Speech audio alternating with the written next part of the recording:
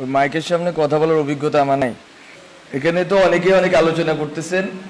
এখন এটা হচ্ছে যে এটা একেবারেই হচ্ছে বুদ্ধিবৃত্তিক প্ল্যাটফর্মের মতো হয়ে গেছে। আমি আসলে আছি হচ্ছে যে কি বলা যায়, ত্রিশঙ্কু দশা বলতে যেটা আছে ওইটাই, মানে না বুদ্ধিবৃত্তিক জায়গাতে আছি না রাজনৈতিক জায়গাতে আছি লিয়াজোতে। তো ফলত ওই এই দুইটা জায়গাতে অনেক রকম, মানে এখানে আমি তো বেশি সৌভাগ্য হয় নাই অনেকের কথা শোনার। যেসব কথা শুনতেছি ওই মাঠের ভিতরের পরিস্থিতি, গভর্নমেন্টের ভিতরে পরিস্থিতি, পলিটিক্যাল সার্কেলের ভিতরে পরিস্থিতি এবং আরো অনেক জায়গাতে 3-4টা জায়গাতে পরিস্থিতি, কোনোটার সাথে কোনো মিল নেই। মিল নাই কেন আমি বলি, আমি ভাবছিলাম এই কথাটা শেষে বলবো যে ওই সভা সাহেব একটা কথা বলে গেছে যে বাংলাদেশের বুদ্ধিজীবীরা যে 71-এ মুক্তিযুদ্ধ হবে এটা আজ করতে পারে নাই, এবারও বুদ্ধিজীবীরা ফেল মারছে। তো আমি বলবো যে এই ক্ষেত্রে খুব গুরুত্বপূর্ণ যে এইটাকে বুঝা, আসলে সময়ের সন্তান বলতে একটা আইডিয়া আছে, সময়টাকে বুঝা এটা হচ্ছে আমাদের জন্য গুরুত্বপূর্ণ যে আমরা সময়ের ভিতরে কিভাবে সক্রিয় হব এবং আমরা কিভাবে সময়টাকে ধরব। আমি যদি বলি যে আমাদের এখানে যে সার্কেলটা বেসিক্যালি এটা আমাদের একার কৃতিত্ব না অবশ্যই, কিন্তু যেই গাঠনিক শক্তি ছিল ওই গাঠনিক শক্তির ভিতরে সবচেয়ে গুরুত্বপূর্ণ জিনিস ছিল যে বাবাদর্শিক বোঝাপড়া। এখন ধরেন না আপনার, আমরা বলতেছি একটা পোস্ট ইডিওলজিক্যাল সিচুয়েশনে আছি, আমাদের কোনো ওইভাবে আমরা একটা তুহিন এখানে বলে গেল যে নির্দলীয় বলতে কি বোঝাচ্ছে, বাট অথবা এটাই নতুন কিনা রাজনীতি কিনা নতুনভাবে, বা আরো অনেকে অনেক কিছু বলছে। বাট মূলত হচ্ছে যে আমাদেরকে লড়তে হয়েছে কিসের বিরুদ্ধে এটা আসলে আমাদের বুঝতে হবে প্রথমত। এবং আসলে সামনের লড়াইটার সাথে গণ অভ্যুত্থানের যে ধরেন না আপনার হচ্ছে 2 কি 3 সপ্তাহ যে সময়টা, শ্বাসরুদ্ধকর যে সময়টা, অথবা এর আগে পরে আরো কিছুদিন যদি বর্ধিত করি, অথবা অনেকেই বলতেছেন এখনো গণ অভ্যুত্থান পরিস্থিতি, আমিও মনে করি। তো এই সময়টায় আসলে আমরা কি ধরনের বাবাদর্শিক লড়াইটা করছি এটা আমার কাছে খুব গুরুত্বপূর্ণ, কারণ এইটা ঠিক করে দিবে বাংলাদেশের সামনের রাজনীতি। আমরা বলতেছি এটা একটা পোস্ট ইডিওলজিক্যাল সিচুয়েশন, মিনস কি বলতে আমি বলতেছি যে আপনার হচ্ছে ইডিওলজিক্যাল কোয়েশ্চেনটা গুরুত্বপূর্ণ ছিল। আজম স্যারের লেখায় দেখাইছেন যে ভাষাগত এজমালি ভাষাগত কোয়েশ্চেনটা গুরুত্বপূর্ণ ছিল। এবং আপনার এখানে জনগণ যে ক্যাটাগরি এটা কিভাবে গঠিত হইলো এটার একটা গুরুত্ব ছিল। এখন ধরেন আপনি এই যে ছোট ছোট সোভিয়েতগুলো ছিল এতদিন এক একজন, এখন এখানে ধরেন আমি খুব বোধহয় এখানে 80% লোকরে আমি পার্সোনালি চিনি, মানে চিনি বলতে তাদেরকে আমি জানি যে লোকেট করতে পারবো যে কে কোন ইডিওলজিক্যাল পজিশনে, কে কোন কালচারাল পজিশনে বিলং করেন, কিন্তু তারা সবাই এখানে একযোগ হয়ে আছেন। এখন এখান থেকে আসলে সামনের কোয়েশ্চেনটা কি হবে সেটা হচ্ছে ইডিওলজিক্যাল তর্কটা আসলে কোথায় গিয়ে পৌঁছাবে। একটা আমি যখন বলতেছি নির্দলীয় মানে হচ্ছে আগের যে দলীয় ইকুয়েশন ওটার বাইরে আমি বেরোতে চাচ্ছি। আমি যখন বলতেছি অরাজনৈতিক আমি বলতে চাচ্ছি যে আগের যে রাজনৈতিকতা ওটার বাইরে বেরোতে চাচ্ছি। আমি যখন বলতেছি পোস্ট ইডিওলজি আমি বলতে চাচ্ছি যে আগের যে ইডিওলজিক্যাল লড়াইটা ছিল ওই লড়াইয়ের বাইরে আমি বেরোতে চাচ্ছি। বলতে এই যে নতুন মুহূর্ত, এই মুহূর্তটা কিন্তু আমাদের বুদ্ধিভিত্তিক গবেষণার বিষয় না, এটা হচ্ছে সর্ট অফ আমি কি বলবো সজ্ঞার বিষয়, ইনটুইশনের বিষয়। যে আমরা যখন 20 দিনে ছিলাম আমরা কি আসলে কে কাকে কতটুকু শত্রু গণ্য করছি, আমাদের ভিতরে সংহতির আইডিয়াটা কেমন ছিল, আমরা কাকে বন্ধু গণ্য করছি কাকে শত্রু গণ্য করছি, আমরা কাকে ইডিওলজিক্যালি ফাইট করছি কাকে ইডিওলজিক্যালি আমাদের মিত্র মনে করছি। ওই 20 দিন 25 দিন 30 দিনের যেই আমাদের যেই রাজনৈতিকতাটা হয়েছে এটাকেই হচ্ছে যে আমাকে বারবার রিঅ্যানেক্ট করতে হবে। এটা হচ্ছে আমার জায়গা থেকে কথা। ওই থিয়েটারে কিছুদিন আমি কাজ করছি, ওখানে আমাকে একটা জিনিস বুঝায় যে, বা এটা আপনারা বুঝেন এখানে অনেকেই থিয়েটারের লোক আছে, রিঅ্যানেক্ট করা।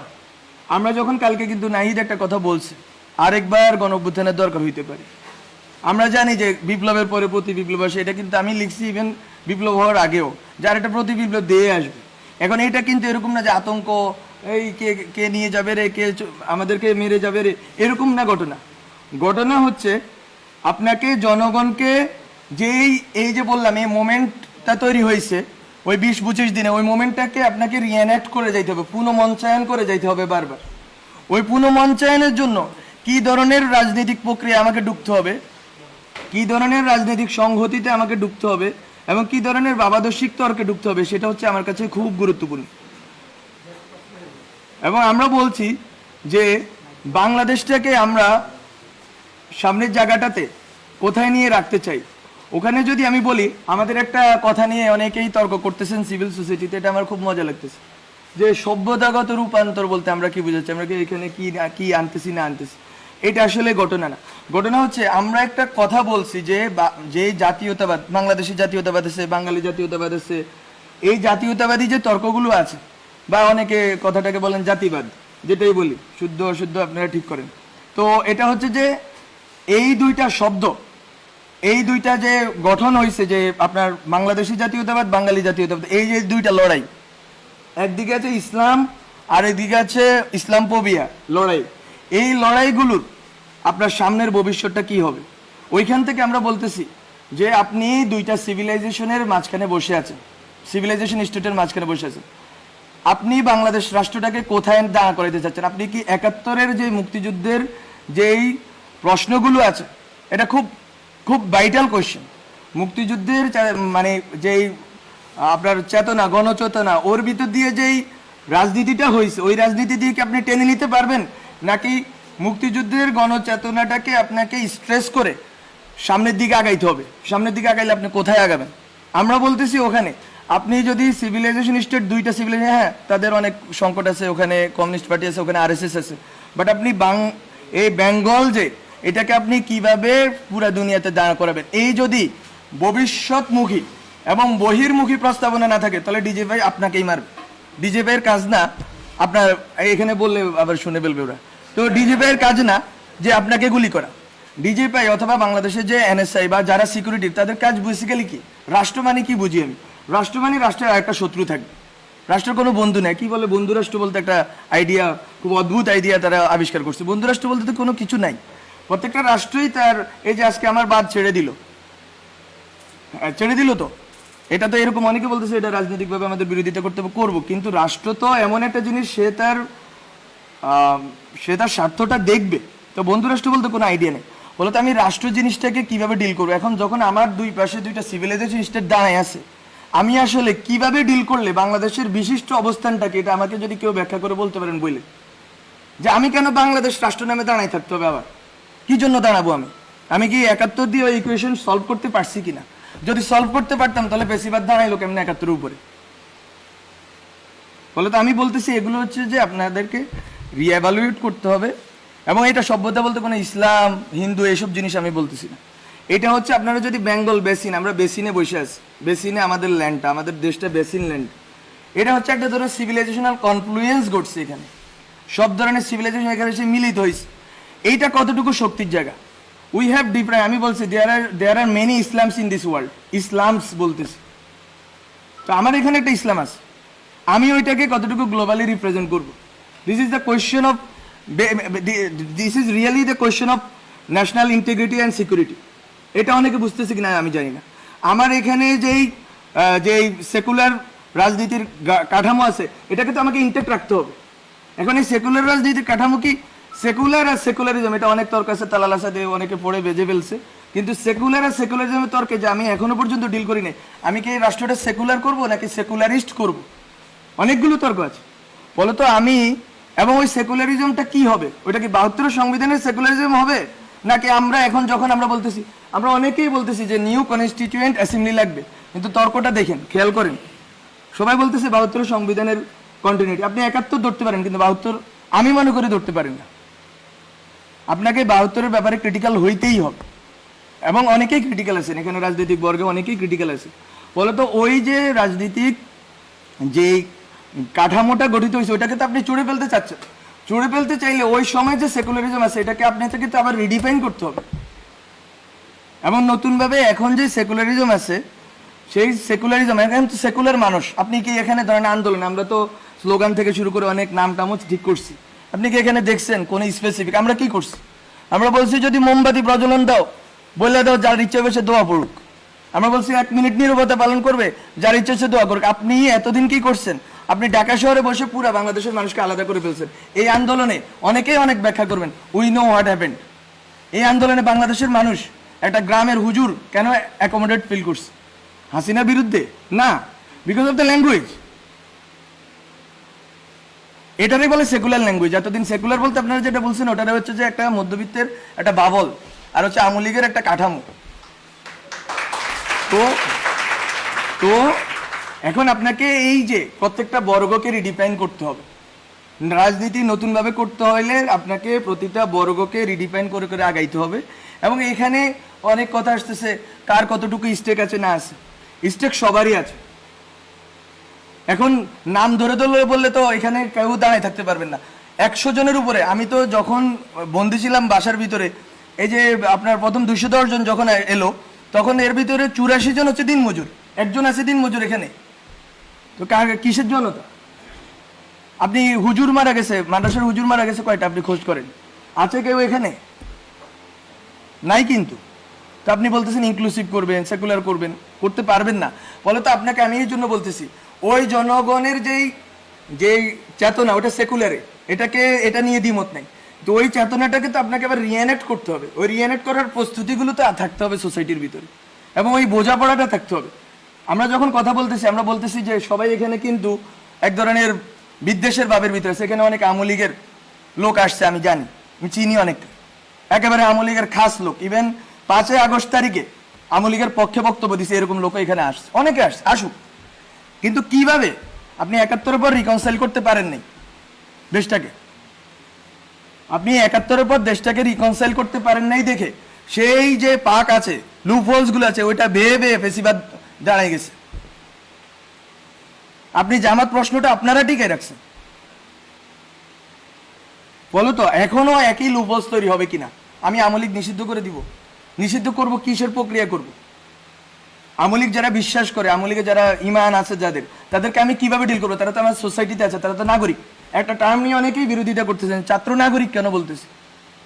বিকজ আমি স্টেট চাই, স্টেটের সিটিজেন থাকে, পিপল অবশ্যই থাকে। পিপল তো কাঠামো, প্রথমকার কাঠামো। আমি বলতেছি এটা ভবিষ্যমুখী হিসাবে, এটা নিয়ে আমরা আরেকটা তর্ক আরেকবার করবো। কিন্তু আমি বলতেছি যে এখানে আওয়ামী লীগের যে লোকগুলো আছে তাকে আপনি কিভাবে রিকনসাইল করবেন? আপনি কি আরেকটা সুযোগ দিবেন ভারত বা অন্য রাষ্ট্রগুলোকে যে এই দেশটাকে বিভাজন করে আরেকটা কোনো জাগরণ মঞ্চ হবে, আরেকটা এই সেই হবে, এবং এর ভিতর দিয়ে আবার দেশটাকে বিভাজন করা হবে এবং পেশিবাদকে টিকিয়ে রাখা হবে? এটা বিএনপির পেশিবাদ হইলে তো এটা বিরোধিতা আমার করতে হবে। ফলে তো এই কোয়েশ্চেনগুলো আপনারা মাথায় রাখেন যে রিকনসিলিয়েশন প্রসেসটা কি হবে এই ন্যাশনের। এই দেশের মানুষগুলো একজোট হবে কিভাবে? এই দেশের মানুষগুলো এই যে 20 থেকে 25 দিন একটা ধারণাকে একটা জায়গায় এসে একমত হয়ে গেছে, এবং ওখানে কোনো বিভাজন ছিল না। ওই বিভাজন এই যে ছিল না, এটাকে আপনি রিএনেক্ট করবেন কিভাবে? আমি বারবার এই কথাটাই বলবো, রিএনেক্টমেন্ট নিয়ে ভাবতে হবে। এবং এখানে এখানে এই যে কথাগুলো বললাম, অনেক অগোছালো কথা বললাম, বেশি কথা বলেন নাই। কিন্তু আমি বলবো যে আমরা একটা কোয়েশ্চেনকে ডিল করছিলাম যখন আমরা বিভিন্ন আড্ডা চক্র পাঠচক্র করছি যারা আন্দোলনের নেতৃত্ব দিচ্ছে তাদের সাথে। সেটা হচ্ছে আমরা তখন দেখতাম যে বিএনপি 31 দফা দেয়, 28 দফা দেয়, এটা দফা দেয়, কিন্তু কোথাও সমাজ নিয়ে কথা নেই। সবাই রাষ্ট্র নিয়ে ব্যস্ত। রাষ্ট্র কি এমনি তৈরি হয়ে যায় বায়বীয় জিনিস? সমাজের ভিতর দিয়ে তো রাষ্ট্রটা গড়ে উঠবে। এখন আপনি সোশ্যাল পেসিজম রাইখা কেমনে আপনি রাষ্ট্রীয় পেসিজম দূর করবেন? সোসাইটির ভিতরে যে পেসিজমের যে বিভিন্ন প্রবণতা, সেটা ধর্মীয় জায়গা থেকে হইতে পারে, এটা বিভিন্ন চেতনাগত জায়গা থেকে হইতে পারে, এটা ঐতিহাসিক বিভিন্ন স্মৃতির কারণে হইতে পারে। সেই জিনিসগুলোকে আপনারা না ডিল করে রাষ্ট্রকে কিভাবে পেসিস্ট মুক্ত করবেন? আমরা কিন্তু এই কোয়েশ্চেনটা করছি, এবং ওই জন্য আমরা 2টা টার্ম বলছি যে দায় ও দরদের সমাজ। ওগুলো টার্মিনোলজির খেলা, আপনারা অন্য নামও দিতে পারেন ওগুলো। কিন্তু কথাটা এখানে যে মিলবো কিভাবে আমরা? আমার নেশনকে আমি একযোগে এক জায়গায় দাঁড় করাবো কিভাবে? আপনি যখন ইউক্রেন কোয়েশ্চেন আছে, শশী থারুর এবং মোদির কথার ভিতরে কোনো ডিফারেন্স নাই। আর আমি যখন এখানে ইউক্রেনের কোয়েশ্চেন আছে, বিএনপি আমেরিকাপন্থী, ওই আওয়ামী লীগ হচ্ছে ভারতপন্থী বা রাশিয়াপন্থী। তো নেশনটা কোথায় দাঁড়ায় আছে? স্টেট বলতে যে জিনিস, স্টেটটা তো এমন একটা জিনিস হইতে হবে যেটার ভিতরে একটা রিকনসাইল্ড প্রসেসের ভিতর দিয়ে আমি এক জায়গায় গিয়ে দাঁড়াবো। আমার দেশটাকে তো আমি এক জায়গায় দাঁড়া করে রাখতে হবে, ওইটা তো আমি রাখতে পারিনি। এবং এখনো আরেকটা সম্ভাবনা তৈরি হয়েছে, রাখতে পারবেন। আমি কোনো রকম এরকম বলতেছি না ব্ল্যাঙ্ক চেক দেন। আমি একটু আগে একজনের সাথে বলতেছিলাম ট্যাক্স পেন্ডিং কমিশন করেন, এসব গিমিক নাটক পাটক বন্ধ করেন, এরে ধরছি ওরে ধরছি, সবগুলোর একসাথে আজতে ঢুকায়া আপনি হচ্ছে যে বিচারের একটা ইন্টারন্যাশনাল স্ট্যান্ডার্ড তৈরি করেন, সবাইকে বিচার করেন, অন্যদেরকে ছেড়ে দেন, অন্যদের হয়রানি করা বন্ধ করেন। সিম্পল, এটা এত বড় কিছু না। এটার বিশ্বব্যাপী এটার উদাহরণ আছে, এবং বিচার করার পরে সোসাইটিতে ওই লোকটা রিহ্যাবিলিট করতে হবে। আপনি আরেকটা জামাত শিবির বানাইতে পারেন না যে যেখানে দেখবো কি কি কি একটা শিবির ধরিয়ে দেওয়া যাবে। আমি কি বলবো ছাত্রলীগের কথা বললে এই রাষ্ট্র টিকবে নাকি? বলো তো। আমি বলবো যে আমি অনেক কথা অগোছালোভাবে বলছি। এই জিনিসগুলো হচ্ছে যে আমাদের কনসিডারেশনের, কন্টেম্পলেশনের বিষয়। সেলফ, আমি আরেকটা কথাও বলছি, সেলফ, আমরা ওই সময় সেলফ নিয়ে বলছি। এগুলো আমাদের ওই সময়ের এই বটতলায় বসে 20-30 জনের আড্ডা ছিল ওই সময়। ওখানে বলছি লাইফ স্টাইল যদি চেঞ্জ না করেন একেবারে নিচের জায়গাতে, তাহলেও তো আপনি ফেসিবাদে দাঁড়াইতে পারবেন। আপনার লাইফ স্টাইলের ভিতরেও ফেসিজম আছে। ফলত আপনারা উপরি কাঠামো থেকে ফেসিজম দূর করবেন, সংবিধান সভা বানাবেন, বা মানে অনেক তো খেলা আছে, গঠন আরো অনেক কিছু করবেন। কিন্তু জনগণ, ব্যক্তিটা কোথায় আছে? ব্যক্তি মানুষের যে হাজার হাজার, এখানে অনেকে কথা বলতেছে, এই যে ভাই বললো ইম্পালসিভ হয়ে গেছে তরুণদের ইম্পালসিভ জিনিস। আরেকটা কথাও আছে এটার পিঠে, যে তরুণরা তো ট্রমাটাইজড হয়েছে। ঢাকা শহরের লাখ লাখ, ঢাকা শহরের না, মফস্বল বিভিন্ন এলাকার তরুণরা ট্রমাটাইজড হয়েছে। আপনি তাদের ট্রমা কিভাবে ডিল করবেন? এই মানসিক স্বাস্থ্যের সমস্যা আপনি কিভাবে ডিল করবেন এই নতুন রাষ্ট্রে? বলে তো অনেক কোশ্চেন আছে, কিন্তু এই যে ব্যক্তি পর্যন্ত তো পৌঁছাইতে হবে। ব্যক্তি সমাজকে আমি পরিগঠন করলে আমি রাষ্ট্রকে এদিক ওদিক করতে পারবো, কিন্তু রাষ্ট্র আবার আমি সার্বভৌম করবো কিনা ওই তর্কেও আমাকে থাকতে হবে। রাষ্ট্রকে আমি আবার সার্বভৌম করে ফেলবো কিনা। বলে তো অনেক অগোছালো কথা বলে ফেলছি, ক্ষমা করবেন, আমি অনেক ছোট মানুষ। তো এতটুকুই কথা। আপনাদের সাথে আরো কথা হবে, কিন্তু আমি বলে রাখলাম যে আন্দোলনের ভিতর, গভর্নমেন্টের ভিতর এবং সামাজিক বা রাজনৈতিক পরিসরের ভিতর অনেকগুলো তর্ক আছে যেটা আসলে খাপ খায় না। এই খাপ খাওয়ার জায়গাটা তৈরি করতে হবে যাতে আমরা সেম পেজে থাকি, এবং বাংলাদেশ রাষ্ট্র নিয়ে আমাদের যে স্বপ্নটা আছে, স্বপ্নটা একটু বড় করে দেখতে হবে। এইটা যতদিন, আমি শুধু একটা কথা বলে শেষ করি, কেন আমরা সভ্যতা রাষ্ট্রের কথা বলতেছি। যতদিন আপনি বাংলাদেশ রাষ্ট্রের ভিতরে থাকবেন, বিজেপি এনএসআই আপনাকেই মারবে।